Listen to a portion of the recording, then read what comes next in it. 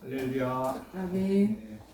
오늘 우리에게 주신 말씀은 에레미야 26장 16절부터 24절까지 전도에 무한 도전하라는 제목으로 말씀을 증거할 때 함께 은혜 받는 시간이 되시길 축원드립니다. 예전에 무한 도전이라는 프로그램이 있었습니다. 적은 사람의 힘으로 비행기를 끈다든지 제한 시간 내에 바가지로 목욕탕 물을 채우거나 퍼내는 도전 등을 했습니다. 그러나 이것보다 더 어려운 것이 우리가 살아가고 있는 악한 세상에서 복음을 전하고 복음을 붙들고 사는 것은 때로 무모한 도전처럼 느껴질 수 있습니다. 특히 구치소와 교도소에 수용되어 있는 수용자들에게 전도는 무한 도전만큼이나 어려울 때도 있습니다.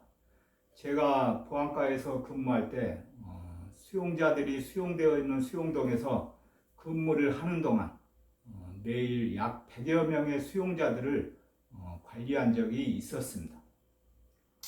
저는 지금까지 교도관으로 근무하는 동안 보안과 현장 근무든 사무실 근무든 가리지 않고 무조건 아침에 출근하면 그곳에서 기도를 시작하고 근무에 임하였습니다. 이렇게 아무리 바빠도 기도를 마친 후에는 수용자들이 수용되어 있는 1방부터 16방까지 차례대로 순시하면서 그들에게 지난밤 안부 등을 간단하게 물어보면서 그들이 마음의 문을 열 수 있도록 도와주곤 하였습니다. 가끔 직원들 중에는 너무 과하게 범죄자들에게 인사를 하면서 저렇게까지 할 필요가 있는가 이야기하는 직원들도 있었습니다. 이렇게 생각하는 직원들은 먼저 수용자들의 지난 과거 사건을 생각하기 때문입니다. 죄 짓고 들어온 범죄자에게 무슨 안부고 인사냐, 그들이 먼저 직원들에게 인사해야지 하는 직원들이 있었습니다. 그러나 예수님께서는 하나도 죄가 없으신데도 불구하고 우리 죄인들을 구원하기 위해 십자가 처형을 받고 돌아가셨습니다. 예수님을 모르는 직원들은 이해가 가겠지만 예수님을 믿는 우리 선교의 직원들은 어떠한 상황에서도 수용자들에게 안부를 전하고 복음을 전하는데 인색하면 안 되겠습니다. 이렇게 아침에 수용동에 출근하면 야간에 있었던 많은 일들과 행정적으로 처리해야 할 일들도 많이 있었지만 저는 기도로 시작하고 수용자들의 안부를 물으면서 힘들어하는 수용자들에게는 복음을 전하면서 기도를 하여 주기도 하였습니다. 사랑하는 성도 여러분, 수용동에서 근무하다 보면 숫자적으로 정확히 셀 수는 없지만 전도한 수용자들이 꽤 되었던 기억이 있습니다. 그 중에서도 한 수용자는 다른 교도소로 이송을 간 후 만기 출소하여 제가 다니는 교회에 등록하여 함께 신앙생활도 하였습니다. 그러나 이와 같이 겉으로 보기에는 교정기관에서 전도를 쉽게 할 수 있겠구나 생각할 수도 있겠지만 그러나 현실은 만만치 않습니다. 수용자들에게 복음을 전할 때 특히 제가 보고 있을 때는 크게 아멘을 하면서 호응을 보이면서도 제가 보고 있지 않을 때는 아멘은커녕 열심히 성경책을 보면서 기도하는 수용자들을 방해하는 수용자들이 적지 않게 있다는 것입니다. 현재 서울 담에색교회에서 담임 목사님으로 사역하고 계신 정광재 목사님은 1990년대 후반 문제수 중에서도 문제수들만 수용되어 있는 청송 제1감호소에서 교도소 생활 17년 동안 수용자와 교도관 3,000명에게 복음을 전했다고 합니다. 그렇지만 목사님도 교도소 생활 동안 이렇게 많은 수용자들에게 하나님의 복음을 전하였지만 쉽지 않을 때도 많았다고 합니다. 왜냐하면 전도한 사람 중엔 교도관과 수용자들도 싫어하는 사고 뭉치 수용자들이 있었기 때문입니다. 한 가지 예로 목사님이 무릎을 꿇고 엎드려 기도할 때면 어김없이 등과 허리에 발길질을 해대는 수용자가 있어서 그럴 때마다 목사님은 기도를 하였다고 합니다. 하나님, 저 형제를 변화시켜 주세요. 저를 만나주신 하나님, 한 번만이라도 좋으니 저 형제를 만나주세요. 라고 하면서 간절히 기도하였다고 합니다. 어느 날 저녁 그 형제가 갑자기 혈압이 올랐는지 목이 뻣뻣하고 머리도 너무 아프다며 괴로워하여 목사님이 어깨를 주물러주면서 하나님, 이분을 인도해 주세요 라고 기도를 하였다고 합니다. 그 순간 사고뭉치 형제가 정광재가 믿는 하나님, 내가 한번 믿어보자 라고 했다는 것입니다. 할렐루야. 아멘. 사랑하는 성도 여러분, 오늘 우리에게 주신 하나님 말씀 중 에레미야 선지자에 대하여 간단하게 나누어 보면 고대 이스라엘 최후의 예언자이고 타락과 부패로 점철되어 돌이킬 수 없는 파멸의 깊은 수렁으로 빠져드는 유다 왕국의 만국적 상황에서 그래도 끝까지 눈물로 회개를 촉구하였고 동족을 사랑하는 애절한 탄식을 볼 수 있습니다. 그리고 신을 거역하는 유대인들의 죄를 예리하게 비판하고 예루살렘의 파괴와 유대 민족이 겪게 될 고난을 예언하여 이로 인해 에레미야 선지자는 온갖 고초를 겪지만 그럼에도 장래 이스라엘 백성에게 도래할 새로운 구원 언약을 선포함으로써 소망과 비전을 제시해 주었습니다. 그러나 이러한 와중에도 말씀을 먼저 들어야 할 제사장과 거짓 선지자들은 에레미야를 죽이자고 했습니다. 에레미야 26장 11절 말씀을 제가 읽겠습니다. 에레미야 26장 11절 말씀을 제가 읽겠습니다. 제사장들과 선지자들이 고관들과 모든 백성에게 말하여 이르되 이 사람은 죽는 것이 합당하니 너희 귀로 들음같이 이 성에 관하여 예언하였음이라. 아멘. 이처럼 에레미야의 도전은 무모해 보였지만 그렇지 않았습니다. 에레미야 26장 16절에 보면 감사하게도 그의 말을 듣는 사람들이 있었습니다. 오늘 하나님께서 우리에게 주신 본문 말씀 16절을 함께 읽겠습니다. 본문 말씀 16절 말씀을 함께 읽겠습니다. 시작. 고관들과 모든 백성이 제사장들과 선지자들에게 이르되 이 사람이 우리 하나님 여호와의 이름으로 우리에게 말하였으니 죽일 만한 이유가 없느니라. 아멘. 그러나 이와 같이 오히려 고관들과 백성이 제사장과 선지자들에게 하나님의 이름으로 말씀을 전한 에레미야를 죽이지 말자고 전하였습니다. 이렇게 복음을 전하다 보면 들어야 할 사람은 듣지 않고 전혀 듣지 않을 것 같은 사람들이 듣는 경우가 있습니다. 사랑하는 성도 여러분, 먼저 제사장과 선지자들이 말씀을 들어야 하는데 그렇지 않고 전혀 들을 것 같지 않은 그 시대 보관들과 백성이 먼저 들었다는 것입니다. 이렇게 순서에 관계없이 누구를 막론하고 먼저 된 자가 나중되고 나중된 자가 먼저 될 수 있는 나라가 하나님 나라입니다. 눈에 보이는 결과가 전부가 아니라는 뜻을 말하고 있습니다.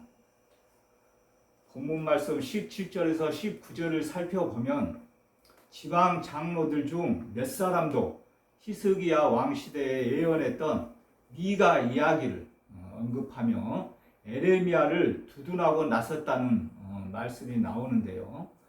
여기에서 미가 선지자도 에레미야 선지자와 마찬가지로 예루살렘과 성전을 향해 심판을 선포했으나 왕과 백성이 오히려 그 말씀을 듣고 회개했다는 것입니다. 오늘 본문 말씀의 배경이 된 유다의 만국적 상황과 같이 오늘날에도 복음을 전하는 것은 매우 어렵습니다. 특별히 코로나 바이러스가 창궐하고 있는 지금 상황에서는 더욱 복음을 전하는 것이 어렵습니다. 그러나 하나님은 여전히 지금도 일하고 계십니다. 그렇기 때문에 우리는 복음을 전하십시오. 회개를 선포하십시오. 미가와 에레미야를 쓰셨던 하나님이 우리를 통해 역사하신다는 것을 보게 될 것입니다. 그러나 이 길에는 큰 기쁨과 영광이 있지만 고난도 함께 있다는 사실을 꼭 기억하십시오. 본문 말씀 20절부터 21절 말씀을 함께 읽겠습니다. 본문 말씀 20절부터 21절 말씀을 함께 읽겠습니다. 시작. 또 여호와의 이름으로 예언한 사람이 있었는데 곧 기랴여아림 스마야의 아들 우리야라. 그가 에레미야의 모든 말과 같이 이 성과 이 땅에 경고하여 예언하매 여호와 김왕과 그의 모든 용사와 모든 고관이 그의 말을 듣고서 왕이 그를 죽이려 하매 우리야가 그 말을 듣고 두려워 애굽으로 도망하여 간지라. 아멘. 방금 읽었듯이 동시대에 활동했던 우리야 선지자의 이야기가 이어지고 있습니다. 그는 에레미야와 같은 말씀을 예루살렘에 똑같이 전했습니다. 왕과 고관들은 그 말을 듣고 우리야를 죽이려고 했습니다.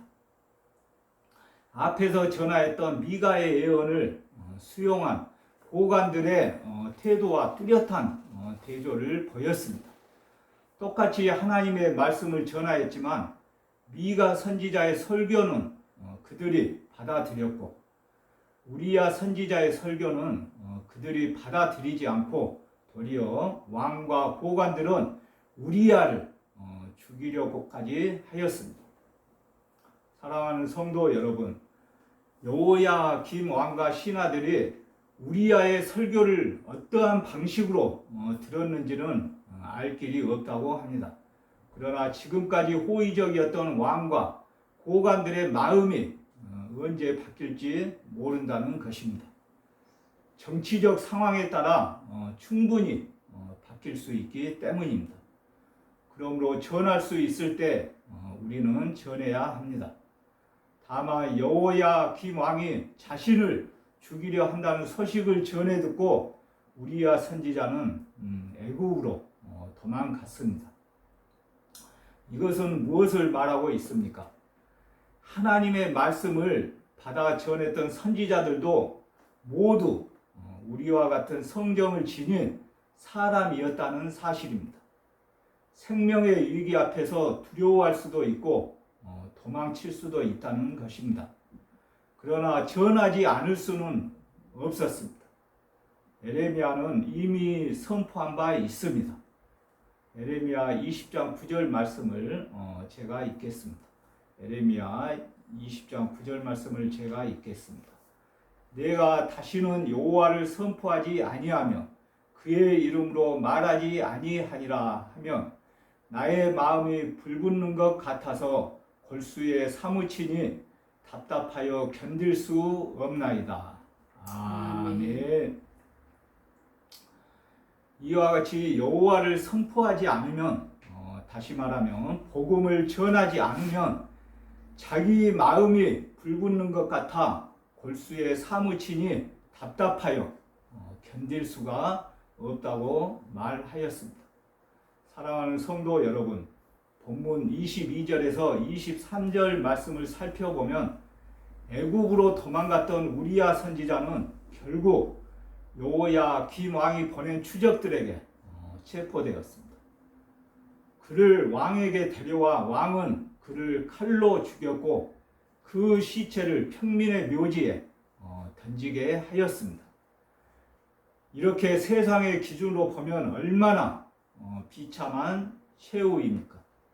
그러나 하나님의 기준으로 보면 다릅니다.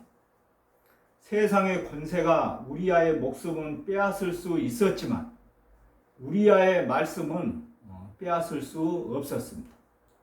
세상은 우리에게서 물질이나 다른 것은 빼앗아갈 수 있습니다. 그러나 우리의 믿음은 절대 빼앗아갈 수 없습니다. 우리의 구원은 결코 빼앗길 수 없다는 것을 꼭 믿으시길 바랍니다. 아멘. 본문 말씀 24절을 함께 읽겠습니다. 본문 말씀 24절을 함께 읽겠습니다. 시작. 사반의 아들 아이감의 손이 에레미야를 도와주어 그를 백성의 손에 내어주지 아니하여 죽이지 못하게 하니라. 아멘. 이와 같이 에레미야 선지자는 아이감의 손에 도움을 받고 목숨을 건졌습니다. 에레미야 선지자는 아이감의 손에 도움을 받고 목숨을 이렇게 건졌습니다. 사도행전 12장에서 야고보는 순교하였고 베드로는 목숨을 구한 것과 같이 우리야와 에레미야의 인생은 달랐습니다. 그러나 여러분 절대 속지 마십시오. 우리야와 에레미야의 인생은 달랐지만 우리야와 에레미야의 부르심은 똑같았습니다. 두 사람이 받은 구원도 똑같았습니다. 그러므로 우리가 받은 구원도 똑같다는 것을 꼭 믿으시길 바랍니다. 아멘. 사랑하는 성도 여러분, 말씀을 정리하겠습니다. 이렇게 예언자들은 악한 자들을 훈계하고 경고하여 바른 길로 돌아오게 해야 하는 파수꾼과도 같습니다. 예언 활동을 하는 중에 그들은 에레미야처럼 수차례 생명을 위협당할 수도 있고 심한 경우에는 목숨을 잃을 수도 있습니다. 예언자들의 삶에는 이처럼 고통과 핍박이 끊이지 않았습니다. 그런 것들을 각오하고서 회개를 촉구하고 심판의 메시지를 전해야 하는 자들이 바로 예언자들입니다.